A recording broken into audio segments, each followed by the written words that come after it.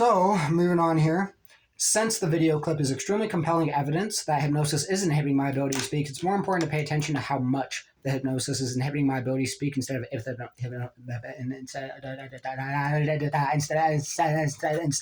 hypnosis is inhibiting my ability to speak. To make the hypnotic commands less noticeable, most of the hypnotic commands were designed to only inhibit my ability to speak as much as my ability to speak could be inhibited without being too noticeable, and my ability to articulate speech was mostly only inhibited.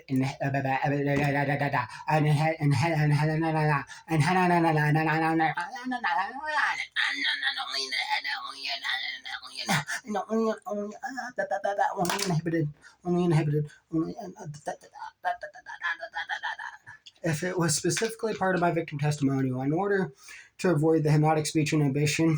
from being too noticeable, like it was in the video clip, the hypnosis would not significantly impair my ability to speak as long as it wasn't going to be specifically included in my victim testimonial. A series of different inhibitory hypnotic commands were designed to be elicited in succession to further conceal the hypnotic speech inhibition. The various hypnotic commands would be triggered to interrupt me from beginning sentences or after articulating more than 3 to 9 words to interrupt me from articulating complete sentences. Specific examples of these hypnotic commands include stuttering, slurred or mumbled speech, excessively slow speech, severe pain, severe physical strain attempting to speak, screaming and or wincing in pain, snapping my fingers, sudden memory repression, sudden induction of confusion, sudden difficulty concentrating, excessively and repetitively uttering subconscious meaningless phrases such as or and abnormally heavily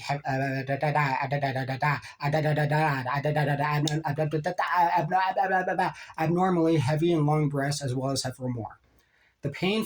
extreme physical strain, speaking, confusion, repression of memory, distraction, difficulty concentrating, etc., were used to momentarily distract my attention from what I was saying. After my attention was distracted, the hypnosis could interrupt my sentences without making me stutter for unrealistically long periods of time by coercing me to excessively and repetitively begin saying something else, such as or the hypnosis is inhibiting my ability to speak, or I'm hypnotized to feel pain, or I'm being tortured, or I'm being abused, or I'm trying to talk.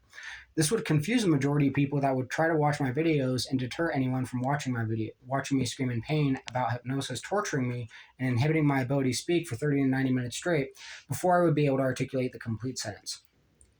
To condition me to interrupt my sentences, I was hypnotized to not be able to finish articulating a sentence or a portion of a sentence until I would repeatedly snap my fingers in a forceful manner. To condition me to interrupt my sentences, I was hypnotized to not be able to finish articulating a sentence or a portion of a sentence until I would repeatedly snap my fingers in a forceful manner, as if cracking a whip, while yelling about being tortured and abused while yelling about being All right, let me go ahead and start that sentence over. To condition me to interrupt my sentences, I was hypnotized to not be able to finish articulating a sentence or a portion of a sentence until I would repeatedly snap my fingers in a forceful manner, as if cracking a whip, while yelling about being tortured and abused with hypnosis, and how hypnosis has been inhibiting my ability to speak. The hypnotic suggestion to inhibit my ability to speak until I would snap my fingers repeatedly was a method of conditioning me to experience pain and physical strain speaking, because speaking is not a painful or a physically strenuous behavior. So the physical stimulus of snapping my fingers was incorporated with speaking to condition speaking as a physically strenuous behavior. Snapping my fingers was a subconscious symbol for the use of force, because the use of force in some circumstances, such as strenuous exercise, is commonly associated with physical exertion and sometimes even pain as well, hence the phrase, no pain, no gain. The hypnotic suggestion to experience excruciating pain and to repeatedly snap my fingers in order to speak was used to make me seem aggressive and angry by forcing me to raise my voice and yell about the hypnosis inhibiting my ability to speak before I was able to articulate the next sentence or the rest of a sentence, which was used to deter witnesses from watching my videos.